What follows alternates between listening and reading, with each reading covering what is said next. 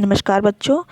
आज आप जिस अध्याय की वीडियो सुनेंगे और देखेंगे उस चैप्टर का क्या नाम है? अमृतम संस्कृतम। ठीक है, 13वां आपका अध्याय है। ठीक है। अमृतम संस्कृतम यानी कि हमारी जो संस्कृत है वो कैसे अमृत के तुल्य है, अमृत के समान है। ठीक है, क्योंकि जैसे अमृत होता है हमें जीवन प्रदान करता है ना, काफ़ी चीज़ों से हमें बचाता है। उस तरह से हमारी जो संस्कृत है वो भी क्या है, हमें अधर्म, धर्म, पाप, पुण्य, अच्छे कर्म, बुरे कर्म, ठीक है, क्या हमें करना चाहिए, क्या नहीं करना चाहिए, इस प्रकार की हमें शिक्षा देती है जो हमारी संस्कृत है या संस्कृति जो हमारी है।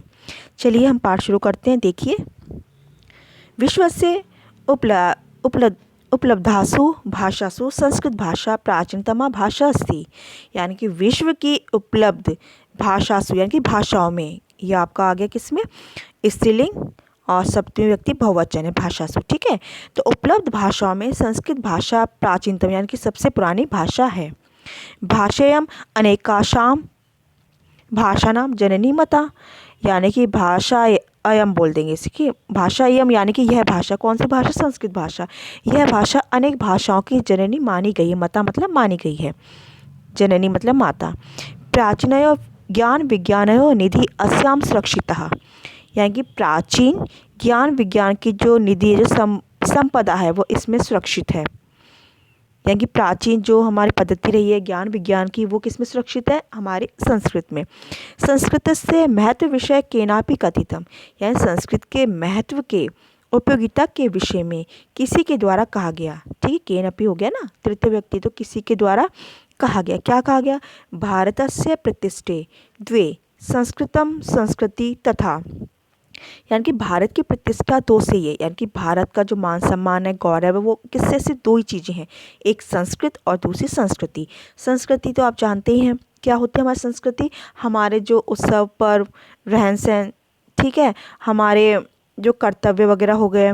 तो संस्कृति हमारे क्या हो गया कि हमें अपना जीवन कैसे निर्वाह करना है, हमें किस प्रकार का व्यवहार करना चाहिए, तो वही हमारी संस्कृति है। यानी कि हमारे उत्सव हो गए, हमारा जो एक तरह से जिन्हें हम इंग्लिश में कल्चर बोलते हैं, ठीक है, वो हमारी संस्कृति होती है।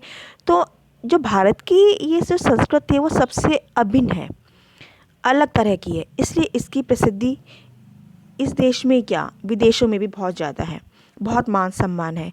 यहाँ तक कि जैसे कि हमारे यहाँ और भाषाओं के इंस्टीट्यूट खुले हुए हैं, उनकी शिक्षा दी जाती है, वैसे जो विदेश है वहाँ पर किसको ज़्यादा महत्व दिया जा रहा है, संस्कृत को।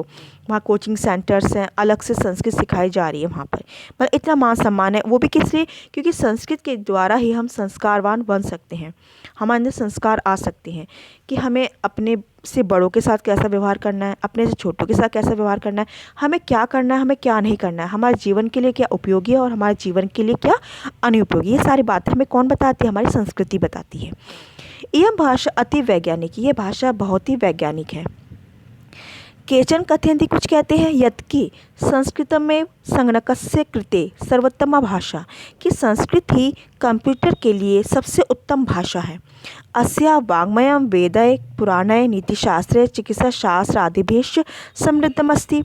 इसका वाङ्मय वेदों से, पुराणों से, नीति शास्त्रों से और चिकित्सा आदि के द्वारा समृद्ध यानी कि भरा पूरा है, भरा हुआ है। यानी कि इसका जो साहित्य है वो इन चीज़ों से भरा हुआ है, मतलब मात्रा बहुत ज़्यादा है।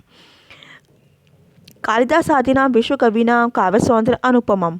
यानी कि कालिदास आदि विश्व कवियों का जो काव्य सौंदर्य वो अनुपम है। अनुपम मतलब जिसकी तुलना नहीं की जा सकती, यानी कि उनके समान कोई भी और कवि नहीं हुए हैं जो उनके जैसा काव्य सौंदर्य कर सके।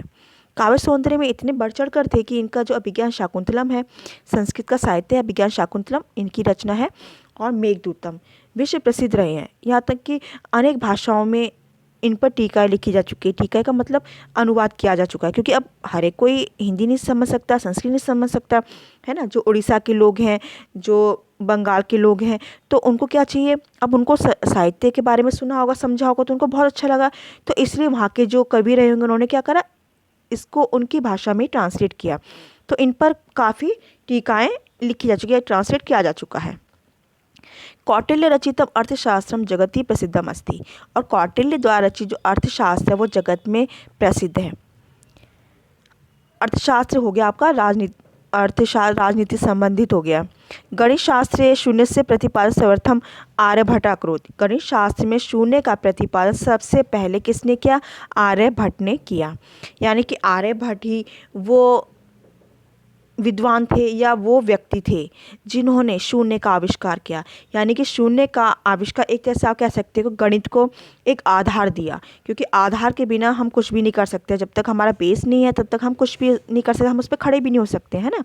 तो शून्य दिया तो हमारे गणित की शुरुआत हुई, शून्य मिला तो हमें हवाई जहाज़ में उड़ने की एक शक्ति मिल गई। चिकित्सा शास्त्र चरक सुश्रुतयो योगदान विश्व प्रसिद्धम। चिकित्सा के शास्त्र में, ठीक है, चरक और सुश्रुत नाम के जो वैद्य हुए हैं पुराने समय के, उनका योगदान विश्व में भी प्रसिद्ध है। यानी कि आजकल जो आयुर्वेद पद्धति चल रही है वो किस पर चल रही है? इनके ही सूत्रों के आधार पर चल रही है। यानी कि इनके द्वारा जो दवाइयाँ बनाई गई थी उन्हीं को नया रूप देकर उन पर और ज़्यादा रिसर्च किया जा रहा है। संस्कृते यानी अन्यानि शास्त्राणि विद्यन्ते तेषु वास्तुशास्त्रम। संस्कृत में जो अन्य शास्त्र है ये तो है ही, लेकिन संस्कृत में इनके अलावा भी और भी शास्त्र या विषय कह सकते हो, उनमें कौन कौन से हैं? तेषु यानी कि उनमें वास्तुशास्त्र। वास्तुशास्त्र आप किसको कह सकते हो? आर्किटेक्चर, जो पुल वगैरह बनाते हैं उनका निर्माण जो करते हैं कि हमें किस तरह से क्या नाप लेना चाहिए, कैसे क्या करना चाहिए, वो सब। रसायन शास्त्र, केमिस्ट्री आपकी हो गई। खगोल विज्ञान हो गया, जो अंतरिक्ष या ग्रहों के बारे में हम जानते हैं। ज्योतिष हो गया, ज्योतिष गणनाओं के आधार पर, ठीक है। विमान शास्त्र, जो आपके हवाई जहाज वगैरह एरोप्लेन्स वगैरह हैं उनका शास्त्र जो हो गया। इत्यादि नहीं उल्लेखनीय आनी, यानी कि ये सब आदि उल्लेखनीय हैं किसके? इनके शास्त्रों में, ठीक है। संस्कृते विद्यमान सूक्त्या अभ्युदयाय प्रेरयन्ति। संस्कृत में जो विद्यमान सूक्तियाँ हैं वो उन्नति की प्रेरणा देती हैं। यथा जैसे सत्यमेव जयते, सत्य ही जीतता है। कहा जाता है ना कि अगर कोई बंदा बहुत बहुत ज़्यादा परेशान हो रहा है, सच्चाई की लड़ाई लड़ते लड़ते उसे क्या लगता है, जब झूठ बार बार जीतता जाता है तो सबके मन में क्या भाव आ जाता है कि नहीं, चाहे कुछ भी हो, अगर आपके पास पैसा है तो क्या झूठ बलवान हो जाता है, लेकिन अगर आपके पास पैसा नहीं है तो सत्य भी आपका हार जाता है। तो सबके मन में ये भावना आई जाती है, लेकिन फिर भी उनको और ज़्यादा उनको शक्ति प्रदान करने के लिए कि जिससे कि अपने निर्णय पे वो अटल रहें, अपने दृढ़ निर्णय से ना हटें, तो उनको क्या कहा जाता है कि सत्य ही जीतता है। भले कुछ भी क्यों ना हो जाए, एक समय जरूर ऐसा आएगा जिसमें सत्य की ही जीत होगी और आप सच हो तो आपको किसी से भी डरने की ज़रूरत नहीं है। चाहे कोई, कहा जाता है ना कि जो नेक काम करता है, जो अच्छा काम करता है, ठीक है, उसके बहुत दुश्मन बन जाते हैं, क्योंकि उनको ही लगता है कि अगर ये अच्छा काम करेगा तो समाज में क्या होगा, एक अच्छाई फैलेगी, अच्छाई फैलेगी तो बुराई हट जाएगी, अगर बुराई हट जाएगी तो हम जैसे लोगों का काम कैसे चलेगा, है ना। तो इसलिए हर कोई क्या चाहता है कि नहीं, बुराई व्याप्त रहे पूरे संसार में और हम अपना काम सिद्ध करते रहें, ठीक है। वसुदेव कुटुंबकम, और वसुदेव यानी कि वसुधा यानी कि पृथ्वी ही हमारा परिवार है। यानी कि अपने पराये की भावना नहीं रखनी है, बल्कि हमें जहाँ भी जाना है हमें क्या करना है, ये सब हमारा परिवार ही है। क्योंकि हम अपने परिवार के साथ कभी दुर्व्यवहार नहीं कर सकते, उनका कभी अहित नहीं कर सकते, उनके साथ कभी बुरा नहीं कर सकते हैं। यही भाव है ना, तो ये भाव इसलिए रखा गया है। आप अगर सबको अपने परिवार समझेंगे, अपने परिवार का सदस्य मानेंगे, तो आप किसी के साथ बुरा करने की नहीं सोचेंगे। लेकिन अगर आप जब उसमें अपना पराये के बारे में सोचेंगे कि नहीं, ये तो हमारे अपने नहीं है, हम तो इनको जानते नहीं, तो हमें क्या परवाह, चाहे इनका बुरा हो चाहे अच्छा हो, तो हम अपने समाज की उन्नति नहीं कर पाएंगे। विद्या अमृत स्मृति, विद्या से अमृत की प्राप्ति होती है, ठीक है। अमृत के समान है। योग कर्म से कौशल, योग कर्म में कौशल है आदि, ये सब भाव बताए गए हैं। सर्वभूतेषु आत्म व्यवहारम कर्तुम, और सबके साथ कैसा, अपने जैसे व्यवहार करना चाहिए। संस्कृत भाषा सम्यक शिक्षति, संस्कृत भाषा इस प्रकार की एक उचित शिक्षा देती है, उचित शिक्षा देती है, ये शिक्षा देती है कि हमें अपने जैसा व्यवहार दूसरों के साथ करना चाहिए, क्योंकि जैसा व्यवहार हम अपने लिए चाहते हैं वैसा ही हमें भी क्या दूसरों के लिए करना चाहिए। अगर हम दूसरे गलत व्यवहार कर रहे हैं तो हमें अपने आप को उनकी जगह रख के सोचना चाहिए कि जब हम उनके साथ गलत व्यवहार कर रहे हैं तो उन पर कैसे बीतती है, अगर कोई हमारे साथ ऐसा व्यवहार करेगा तो हम पे कैसा असर होगा, हम कैसा अनुभव करेंगे। केचन कथयन्ति, कुछ कहते हैं, यत् कि संस्कृत भाषायां केवलम धार्मिकम साहित्यम वर्तते। कुछ क्या कहते हैं, यत् कि संस्कृत भाषा में केवल धार्मिकम साहित्यम, धार्मिक साहित्य है। ऐसा धारणा समीचीना नास्ति, यह धारणा या जो विचार है ये उचित नहीं है। संस्कृत ग्रंथेषु मानव जीवनाय विविधा विषया समाविष्टा सन्ति। संस्कृत ग्रंथों में मानव जीवन के लिए विभिन्न प्रकार के विषय समाविष्ट हैं, उपस्थित हैं या उसमें शामिल है। महापुरुषों की बुद्धि या विचार, महापुरुषों के विचार, उत्तम जनानाम धृति, उत्तम लोगों की, उत्तम श्रेष्ठ लोग हैं जिन्होंने अच्छे अच्छे और बुरे को परख लिया है, समझ लिया है क्या हमारे लिए अच्छा है क्या बुरा है। ऐसे लोगों का धैर्य है। सामान्य जनानां जीवन पद्धति, सामान्य लोगों की जीवन पद्धति यानी कि जीवन जीने का एक सही तरीका। जीवन तो हर कोई जीता है, लेकिन एक जीवन जीने का सही तरीका यही कि हमें क्या करना है, दूसरों की मदद करनी है, अपनी मदद करनी है, साथ साथ दूसरों की हमें क्या करनी है, भलाई करनी है। च वर्णित संति वर्णित है। अतः अस्माभिः संस्कृतम अवश्य पठनीयम, अतः हमारे द्वारा संस्कृत अवश्य पढ़नी चाहिए। क्यों पढ़नी चाहिए? जिससे कि हम इन चीज़ों को जान सके, आधारभूत ज्ञान हमें प्राप्त हो सके, जीवन हम अच्छे से जी सकें और हम किसी को कष्ट ना दे सकें, सबका सम्मान कर सकें, सबको इज्जत दे सकें। तेन मनुष्य से समाज से च परिष्कार भवे, जिससे मनुष्य का और समाज का परिष्कार हो। उक्ताच और कहा गया, क्या कहा गया?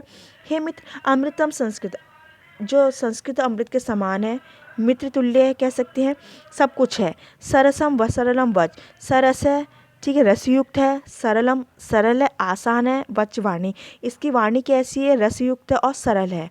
भाषासु महनीयम यत, और भाषाओं में बहुत ज़्यादा महत्व रखती है, ठीक है, बहुत ज़्यादा इसका महत्व है। ज्ञान विज्ञान पोषकम, जो ज्ञान विज्ञान की पोषक भी है, भाषाओं में महत्तम तो है, महत्वपूर्ण है, साथ ही विज्ञान की पोषक भी है, यानी कि उसको पुष्टित करने वाली, उसको पोषक प्रदान करने वाली है। जैसे पेड़ पौधे होते हैं, अगर हम उनको समय पर पानी ना दें, समय पर उनको खाद ना दें, तो पेड़ पौधे कैसे होते हैं? मुरझा जाते हैं। एक समय आता है जो समय से पहले क्या होता है, वो अपना जीवन खो देते हैं, ठीक है। तो ज्ञान विज्ञान को जो पोषक मिल रहा है वो संस्कृत से मिल रहा है, यानी कि एक तरह से बीज कहा जा सकता है, ठीक है। तो एक तरह से बीज हो गया, और इसका जो भरण पोषण वो किससे हो रहा है? संस्कृत से हो रहा है। तो जो भी चीज़ें क्या ज़रूरी है क्या नहीं ज़रूरी, वो सब हमें किन से पता चलता है? संस्कृत। एक बेसिक चीज़ जो होती है, यानी कि आपकी बेसिक चीज़ कंप्लीट है, मतलब क्या कह सकते हो, परिपूर्ण है, तो आप आगे कितना भी बढ़ सकते हैं, आपको कोई नहीं रोक सकता, आपके जीवन में कभी रुकावट नहीं आ सकती है। तो हमें कोई भी चीज़, हमारा जीवन है, चाहे सब हमारा पढ़ाई का समय है, हमारा चाहे कुछ भी है, हमें क्या करना चाहिए? हमें अपना बेस मजबूत रखना चाहिए। अगर बेस मजबूत है तो हमें कोई भी हिला नहीं सकता है। तो उम्मीद है आपको ये वीडियो समझ में आई होगी, पार्ट समझ में आया होगा, ठीक है। और कोशिश करिएगा अच्छे समझने की, जिससे कि आप अपने जीवन में एक अच्छी मिसाल कायम कर सकें, ठीक है। क्योंकि हम भले ही कितने पढ़ लिख जाएँ, कितने हमारे पास उपाधियाँ क्यों ना आ जाए, यानी कि डिग्री हमारे पास क्यों ना आ जाए, लेकिन जब तक हम अच्छे इंसान नहीं हैं, तब तक हम कुछ भी नहीं हैं। तो क्योंकि हम कहीं भी जाएंगे, रास्ते में कहीं भी जाएँ, कहीं हम यात्रा करें, हम किसी शॉप पर जाएँ, तो कोई हमसे वहाँ डिग्री नहीं पूछता है कि आप कितने पढ़े लिखे हैं, बल्कि वहाँ पर हमारा जो व्यवहार होता है, हमारा जो संप्रेषण का माध्यम होता है, या हम जो बातचीत करते हैं, उससे सब अनुमान लगा लेते हैं कि ये बंदा कैसा है, अच्छा है बुरा है, और उससे व्यवहार कुशल बनते हैं। व्यवहार कुशल से क्या है, समाज में हमारा एक स्थान बन जाता है, ठीक है, अपनी पहचान बना पाते हैं अच्छे व्यवहार से। डिग्रियाँ तो बहुत बात की बात है। तो जो आपके अध्याय होते हैं, उनसे कुछ ना कुछ तो आपको सीखना ही चाहिए, कुछ अच्छी बातें, क्या सब बहुत अच्छी बातें होती हैं। तो बहुत बहुत धन्यवाद, और अच्छे से पढ़िएगा, अपना ध्यान रखिएगा।